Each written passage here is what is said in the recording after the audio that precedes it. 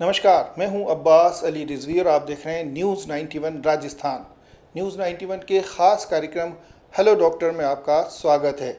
Hello doctor में आज हम आपको मिलवाने वाले हैं ब्रेस्ट ऑन्को सर्जन और अहमदाबाद के जायडस हॉस्पिटल की मशहूर ब्रेस्ट कैंसर डॉक्टर धरा पंड्या साहिबा से। उनसे बातचीत करेंगे और जानेंगे ब्रेस्ट कैंसर के लक्षण क्या होते हैं और क्या ये पूरी तरह ठीक हो सकता है। सबसे पहले बहुत बहुत स्वागत मैडम आपका हमारे शो में।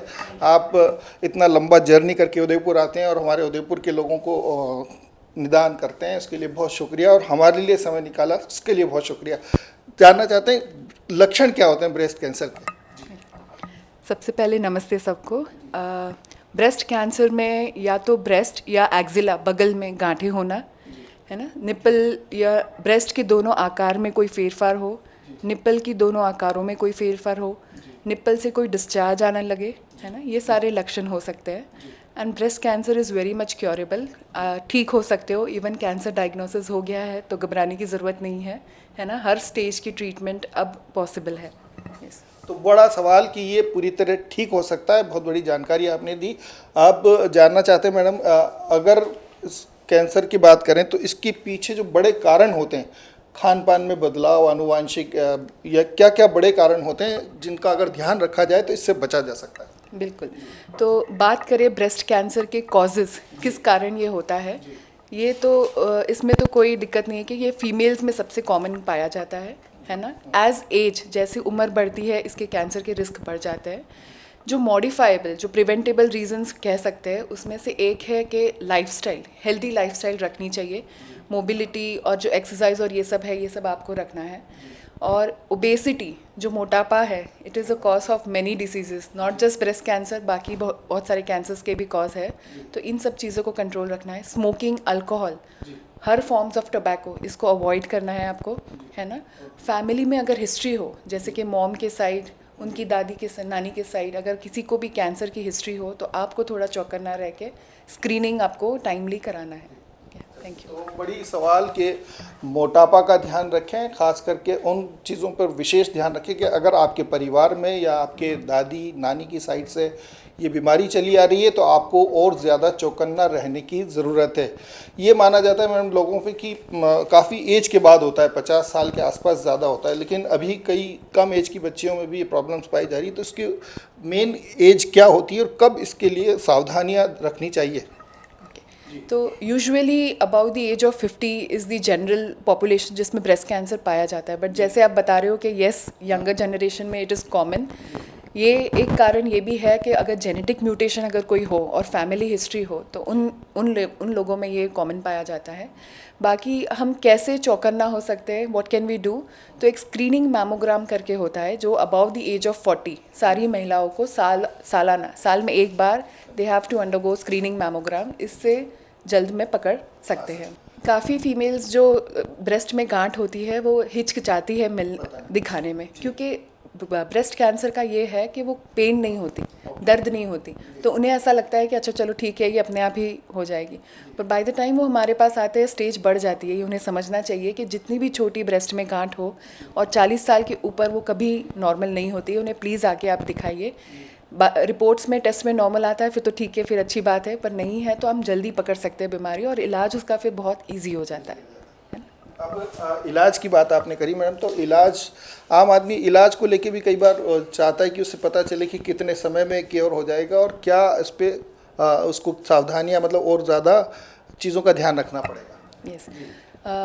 सबसे पहले तो कोई भी कैंसर हो, नॉट जस्ट ब्रेस्ट कैंसर, ये बहुत ज़रूरी है कि आप उसको प्रूव करें, कौन सी स्टेज में है वो पता करें, और आपके जो कैंसर स्पेशलिस्ट डॉक्टर है उसके साथ बैठ कर डिसाइड करें कि अब मेरा ट्रीटमेंट प्रोटोकॉल क्या होगा।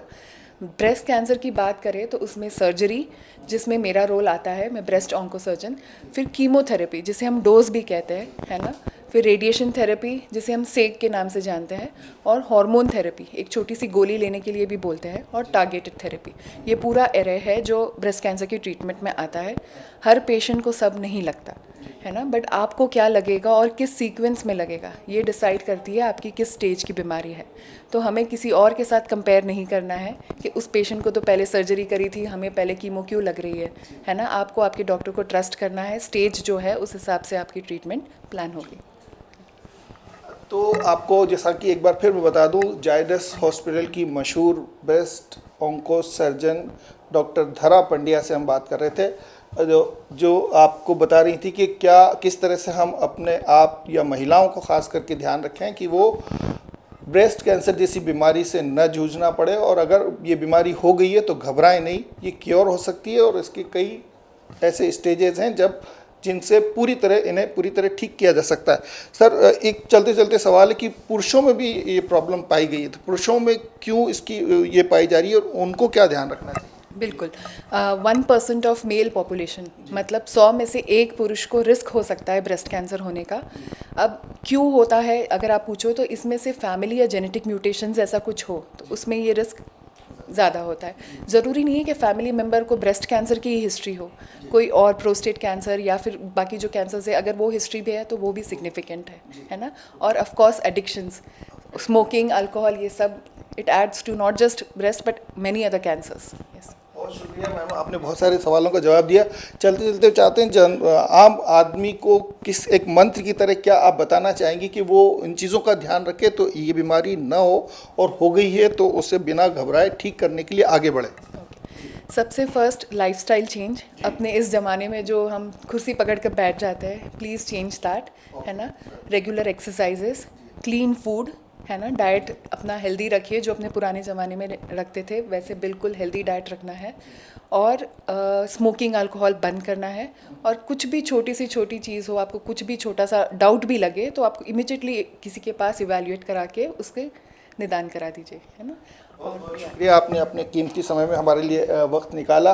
तो ये थी मशहूर ऑन्को सर्जन, अहमदाबाद के जायडस हॉस्पिटल में सेवाएं दे रही हैं, लेकिन हर महीने के दूसरे शनिवार को या कई बार तब्दीली होने के चलते तीसरे या पहले शनिवार को भी उदयपुर पहुंचती हैं, और कम से कम 2 से 3 घंटे उदयपुर के मरीज़ों को आप जांच करती हैं और उनको निदान भी देती हैं। अगर आप इस तरह की किसी बीमारी से जूझ रहे हैं तो अनिल क्लिनिक पर पहुंचकर, और हम आपको यहाँ के नंबर भी प्रोवाइड कर रहे हैं जिनके ज़रिए आप संपर्क करके कब डॉक्टर साहिबा यहाँ पहुँच रही है पता कर सकते हैं और उनसे निदान ले सकते हैं।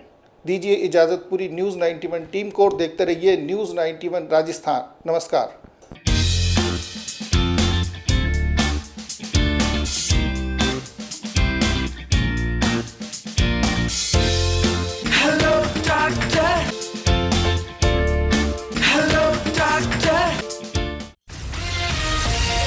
ये है चैनल 91 प्लस नेटवर्क और आप देख रहे हैं न्यूज़ 91। न्यूज़ 91, आवाज हम सबकी।